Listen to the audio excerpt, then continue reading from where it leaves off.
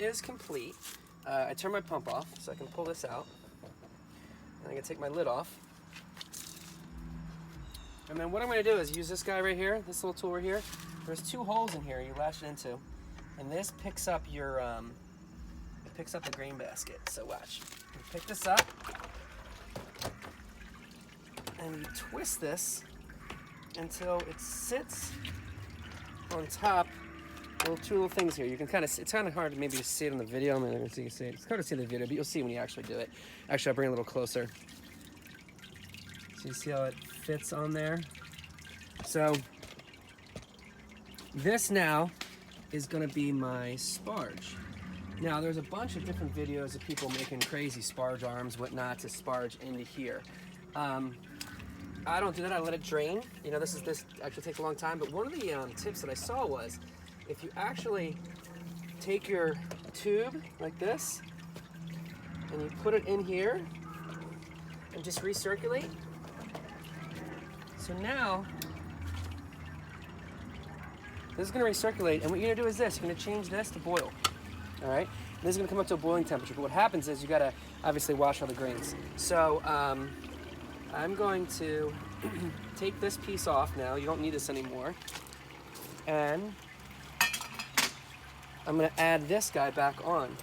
And the reason why is you can now fill up the water until it gets up to, you know, about right here, and you continually sparge. So I have my little, my sparge water here. Going to rinse all this grain and go through. You can also, some people have, I've seen in the past where they actually take the plate out and they you know, mix the grain again. You can do that as well. But what happens is this is actually a pretty lengthy process because you can hear like it's draining very slowly. It's going to take some time to do that. Once that happens, then I'm going to go right to the boil. What's going to happen is I'm going to take this off and I'm going to put the lid back on and let it go until it starts to boil. All right, so I wanted to show you this. I mentioned it earlier about taking this plate off like this, right? And then really mixing this up. Right here, like the water can't get in because of this. So what I'm gonna do is I'm actually gonna like mix it up a little bit and then throw water in. The plate you don't really need anymore because again, everything is gonna drain through the actual grain itself. But because it's so compact right now, loosening it up will help you, you know, get the sparge going a little bit faster.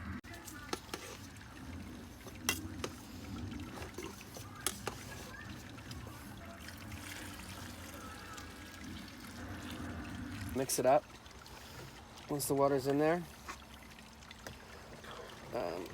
If you get a nice long mixer, you can get all the way down there to the bottom. So the sparge is definitely the worst part and the most time consuming. Again, it's one of the reasons why they tell you to, you know, have the tube go into here and start to boil, because that way you're like kind of boiling while you're sparging, which is good. But yeah, so we're gonna let this go and we're almost done. You can hear it. All right, so I'm pretty much done sparging. What I like to do is this. I like to take this out, making sure that tube doesn't come out. I like to put it in something like this. And then one of the reasons why is it can still drain, but at this point, you know, I mean, I could probably pick up a little bit more volume. I'm gonna check my my numbers and see if I'm really high. I can, you know, sparge a little bit more. But either way, I like to do this just because, you know, it lets it drain a little bit more, and I can pour that in later. But then I can get this boiling.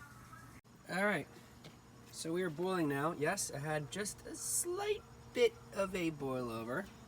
Nothing too bad. But we are boiling. You can see that this the batch is a little bit smaller, which is fine. I figured it might be. Doing bigger batches, high ABV, it's a little bit difficult on the Grainfather, but I could have always, you know, sparged a little bit more, but I'm just gonna just take what I got. All right, so here's another tip. What happens is it's a heating element on the bottom, and you get this like caramelization that builds up. So what they tell you to do is to scrape it off. I got this guy to help scrape off the bottom, but you want to make sure too, obviously, you don't knock off your filter. But I'm just scraping the bottom off. I'm getting any. So this thing usually comes with a counterflow chiller, but when I changed this out, it kind of didn't work, and the counterflow chiller was just kind of okay. So I just chill it using an immersion chiller. What happens is I turned off the boil, and then I will recirculate while it starts to chill. All right, so I'm chilled down. I'm actually going to take my chiller out, turn off the pump. I'm actually going to transfer this from here into this bucket. Yeah, not pretty, but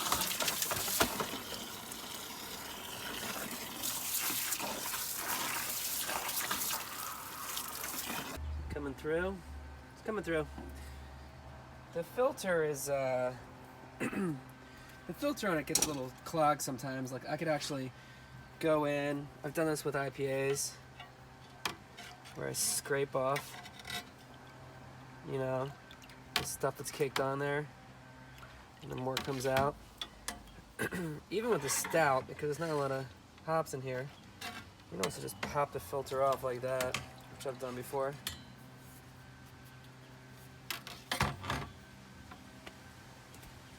Let's see. Yeah, slowly coming out. All right, so I'm kind of glad this happened because I want to do some troubleshooting stuff. So it looks like I have a clog in here, so I'm going to show you. I'm going to try to take this off and not lose too much beer.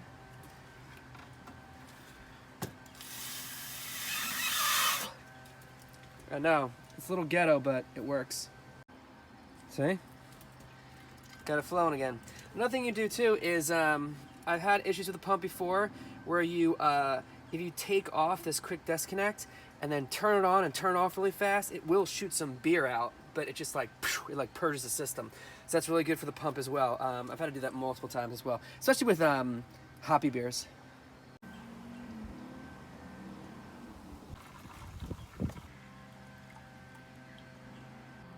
So cleaning this thing.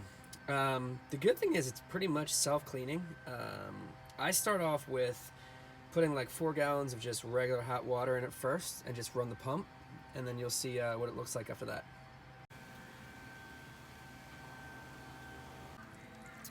Alright, so this is my second round of a 4 gallons of hot water coming out of my sink. Again, I just let it run twice just to like run it through. Hoppier beers, I might try to scrape the sides. You can see a little bit of crust up there. I'll show you once you get the PBW going through, it's great. Alright, so earlier I talked about your heating element caramelizing stuff on if you don't scrape it while it boils. You can see obviously I didn't scrape it enough. That's kind of one of the issues. Like I said, just during the boil, just scrape it off every once in a while. I let this go a little bit longer than usual. It's probably why it's more black. Alright, so next step is going to be to put some PBW in. Obviously you can measure it out. I just do a little sprinkle. And then I put about 2 gallons of water in. And then set this thing to boil. Cover it up, just like you would for any other time when you're brewing. And the same thing, I'm gonna recirculate this. I want this to get up like nice and hot and really cook off all that stuff on the bottom.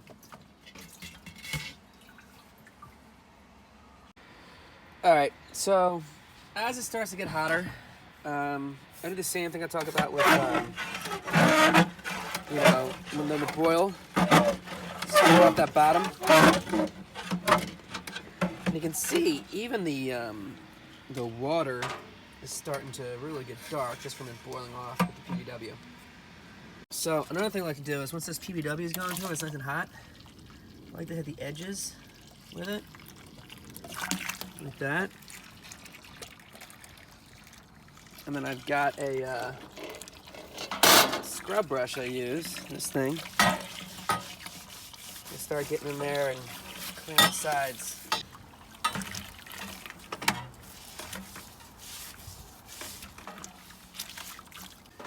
So you can see in the bottom, we got most of the stuff off. There's some like still on there. So you guys can just scrape it right off. This is actually the perfect time to do it while it's like still hot. Yeah. So that's about it. I'm draining out the last, amount. Get all the stuff off the bottom. Obviously, you can spray it down with a hose and whatnot.